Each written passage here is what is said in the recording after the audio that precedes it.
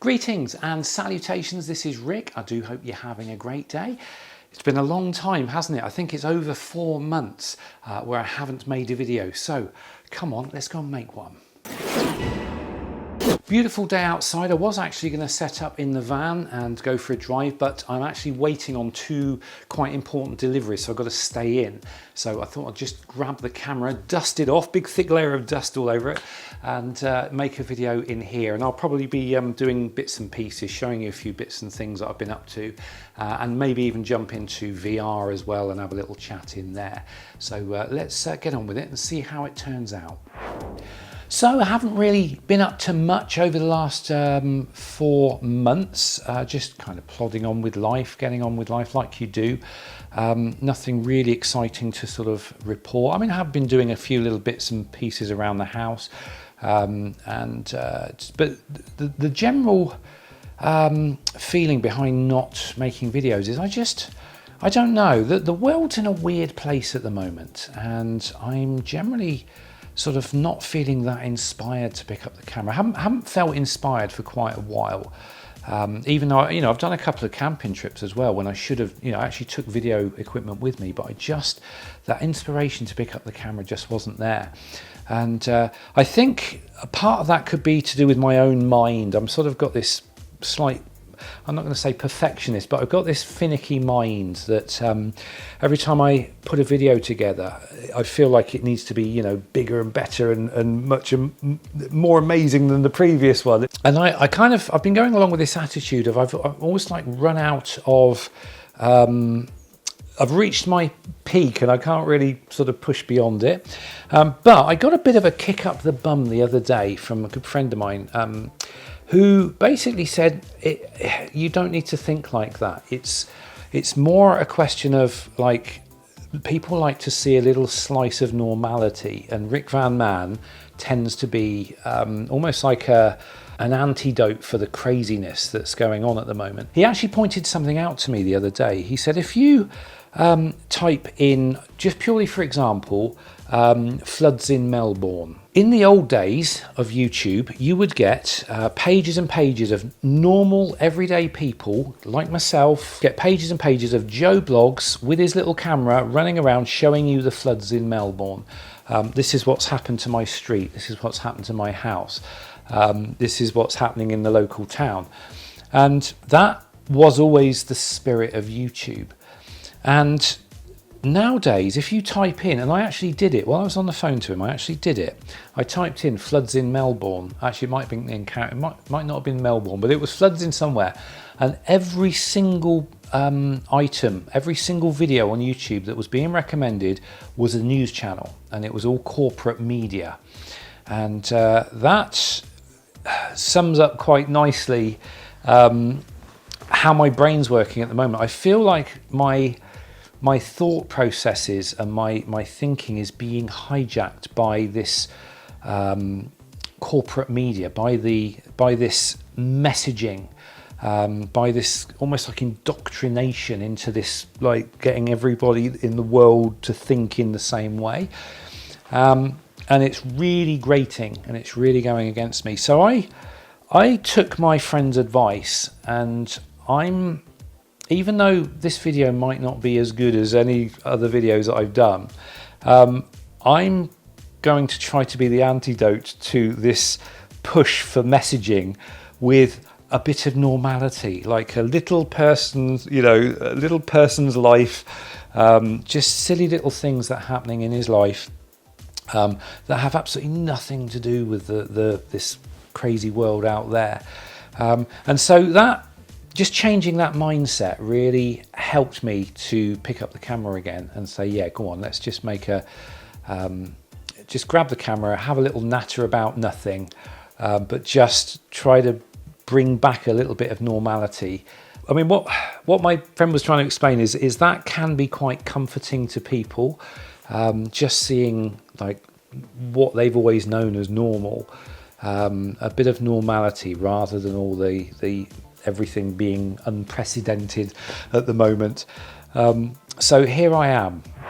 Now, because the world is such a weird place at the moment, I've actually made a concerted effort to turn off all of my subscriptions or to unsubscribe from all of my YouTube channels, all of the stuff out there that is pushing this global messaging. I'm actually switching off from it. Anything even slightly political, anything even trying to tell me what my opinion is on whatever issue, I've actually unsubscribed from everything. And I'm unplugging, and I did that a little while back, and it has been extremely beneficial.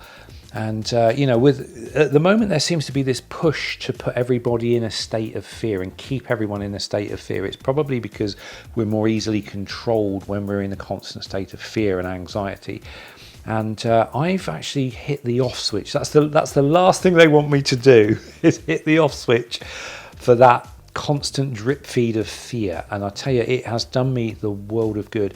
I live in my own little bubble, my own little world, where you know, the most pressing thing on my mind is whether or not to get a cat. And like I say, it has done me the world of good, switching off to this outside craziness. And so I thought it'd be nice to share a little bit of that with you guys in here. So I'm going to do, in this video, I'm going to go over a few little bits and pieces, just silly little bits and pieces that don't matter in the great grand scheme of things, that I've done in my little world, and because they're interesting to me, and hopefully they might, you know, be interesting to you or spark a little idea or something. And I think first thing I did, actually I did it yesterday, is, well, let's go back a bit, Rick. With all the cost of electric going up, I've actually been on a bit of a mission to try to get my electric bill right down really low. And so I've been taking all sorts of steps. Now, one of the things I did kind of early on, when I sort of foresaw this thing happening, I got my name down straight away for some solar panels on the roof. And I've now got a 3.85 kilowatt array on the roof of the house, and it was the best decision I've ever made. I've cut my daily consumption of electricity down from between 10 to 16 kilowatts a day, depending on the time of year, down to about anything between 2 and 5 kilowatts per day. It might go up a little bit more in the winter. I haven't had a winter yet with the solar panels, but it has slashed my electric use by a good 70%. And because I'm here all day, I can actually draw on everything. Like, for example, I'm charging up a battery at the moment, purely off the power of the sun.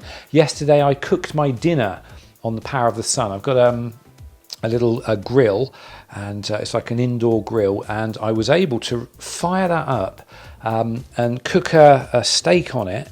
But I was also still feeding 200 watts back into the national grid.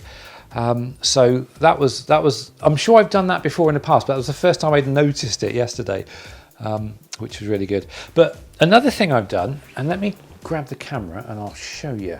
Steve, you might swear at me for doing this.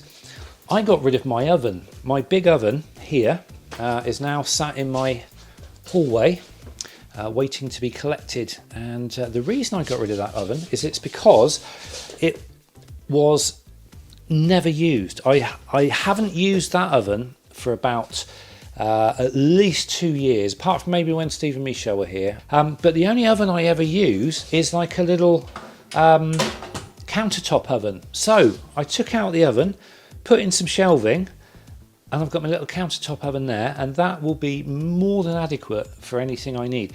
Now, one of the other things that prompted me to do that was because of the again, the cost of electricity is going up so high. That particular oven I've got is like a 3.5 kilowatt oven, so it uses loads of electric, and it takes ages to warm up.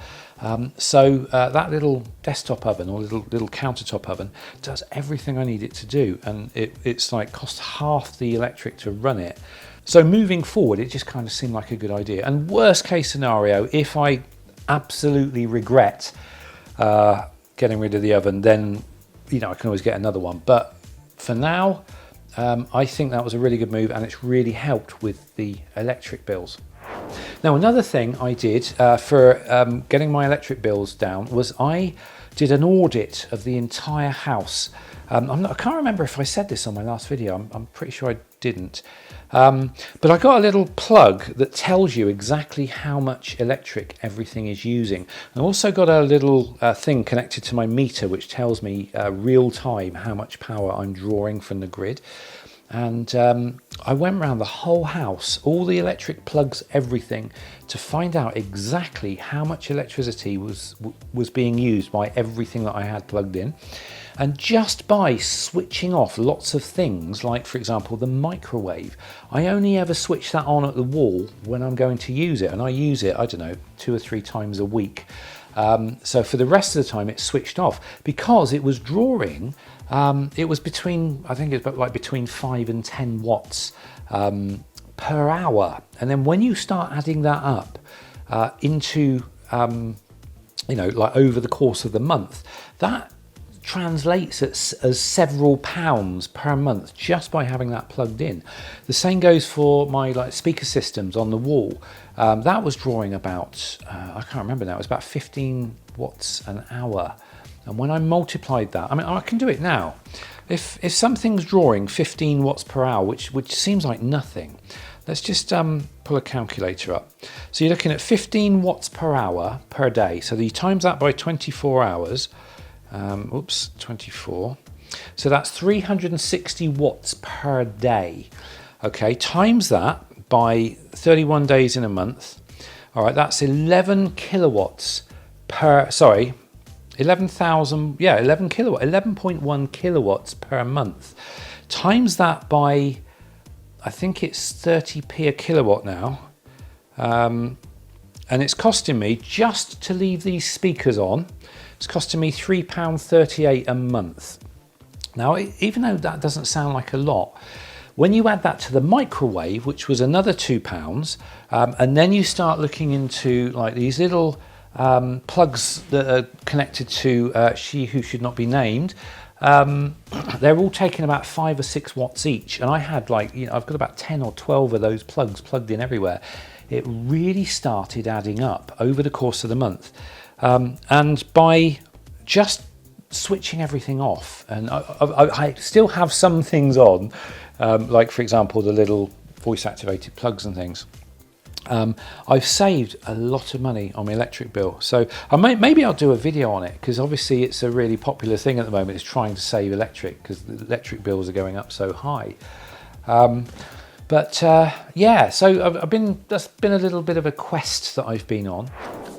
Right, you may remember a number of videos back I had been changing my lifestyle, and I'd gone over to keto. I think it was back in April time. I went over to like alternating between keto and carnivore. I was trying to come up with a lifestyle that that would allow me to keep lose weight, keep that weight off, and not be ill all the time.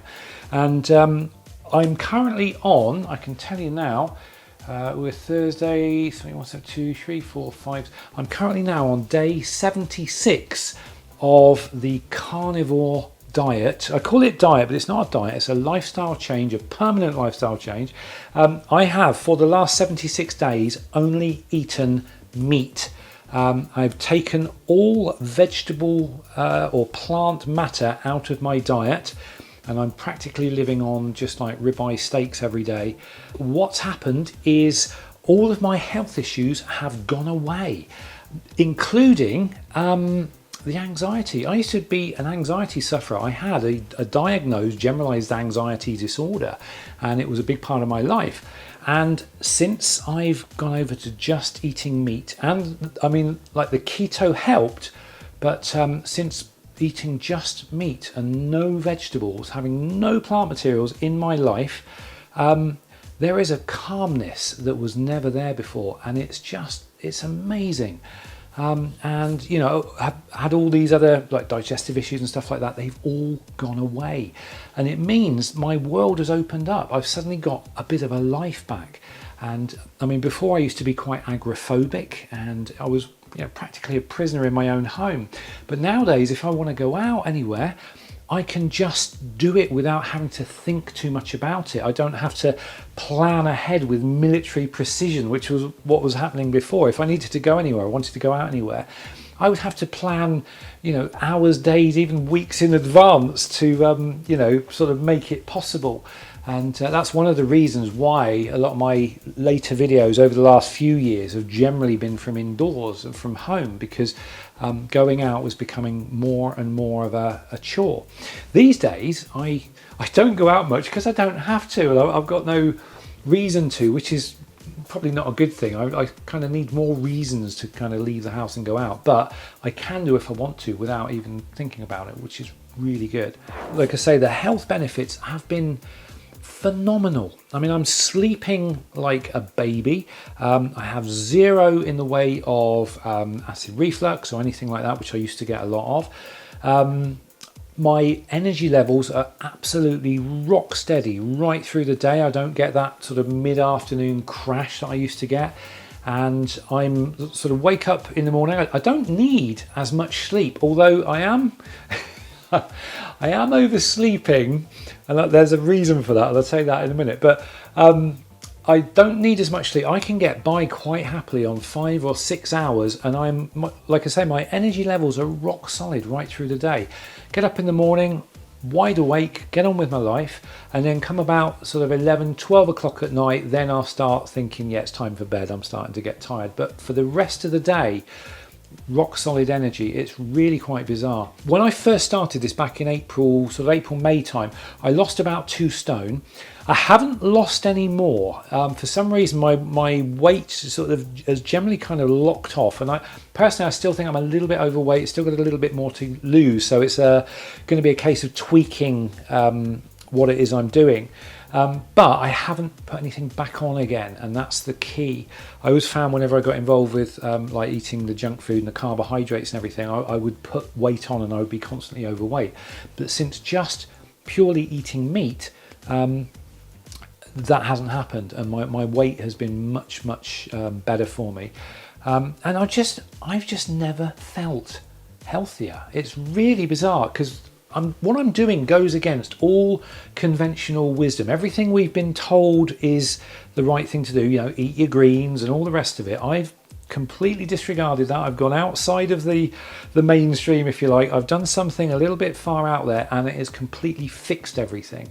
For now, I've never felt better, never been healthier, never had better energy. It's all good. Okay, you're going to laugh at this.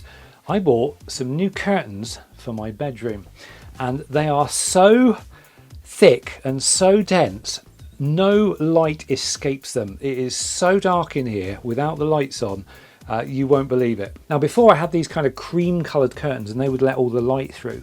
So sort of 6, 7 o'clock in the morning, my brain would detect sort of light on my eyelids and it would wake me up. These things, there is absolutely zero light getting through. Plus I got a blind as well on the window, and I'll give you a quick demo. Alexa, lamp off. Zero, absolutely zip. You cannot see anything in this room. It is pitch dark. And so what's been happening, Alexa, lamp on. So what's been happening is I've been oversleeping. I go to bed at night. I tend to go to bed at sort of midnight-ish, possibly 1 o'clock in the morning. And my head hits the pillow, and like 10 o'clock in the morning, I'm waking up. Because it's so dark in here, my brain cannot tell that it's not the middle of the night. And so I've been waking up, sort of oversleeping. It's kind of annoying because I don't use an alarm clock. I sort of don't use an alarm clock on principle. Because I have always set out to make time my own. That's one of the advantages of working for yourself and working from home.